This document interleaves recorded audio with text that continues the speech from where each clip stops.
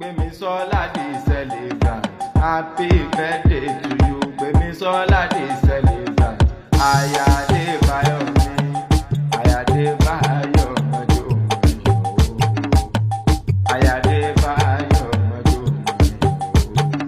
Gbemisola the celebrant, happy birthday to you.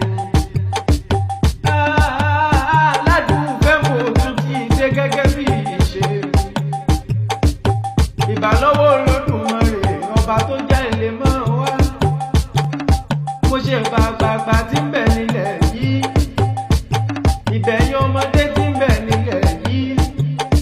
Ìbẹ̀yìn sọ̀rọ̀sọ̀rọ̀ àti bá gbogbo pèdèpèdè tí ń bẹ nílẹ̀ yìí ẹjọ́ ojú mi ń ṣe. Àdùfẹ́ òkúkú dédé wá. Ṣé bí Gbemisola ní ṣàyẹ̀yẹ̀ orí kádùn lè ní? Ṣé rí Gbemisola yẹn mọ̀? Torábùrò yẹn ni ìyá ẹni ní ṣe, kò sí tí ń jẹ́ àǹtí lédè Yorùbá àgbà wa. Gbemisola o, ilé lọ́ba àgbòwò, òde ẹ̀kúnlé lọ́ba àgbòwò, ọ̀dẹ̀dẹ̀ yàrá lọ́ba àgbòwò gángan ilé. Àdùfẹ́ ti dé sí Ọlọ́run wó kàǹtì lọ. Màmá mi Gbemisola o, ẹ ti ṣọdún ọdún yìí ẹ ṣe tẹ̀mí tọkọtọmọ.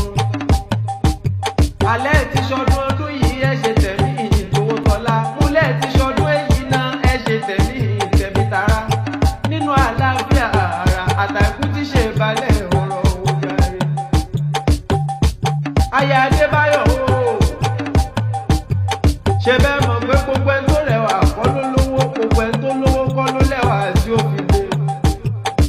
Ṣùgbọ́n bẹ́ẹ̀ kọ́ ti ń rí. Torí lélẹ̀ bẹ́ẹ̀ wà ilé lẹ́gbówó. Gbemisola dára ojú èmi lọ, ó tún wá níwà tuntun náà sí. Àṣé lóòótọ́ làwọn bàbá wa gbé.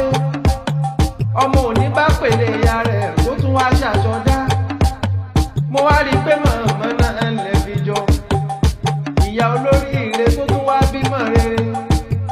Afọláṣadé Àyàdésóyè màmá gbogbo wa ní kó ní jẹ́ pẹ́ fún wa. Ẹ ò ní fọ̀jọ́ lọ́jọ́ lọ àmì àṣẹ.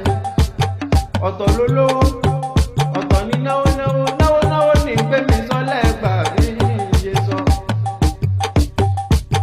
Mo wá rí i pé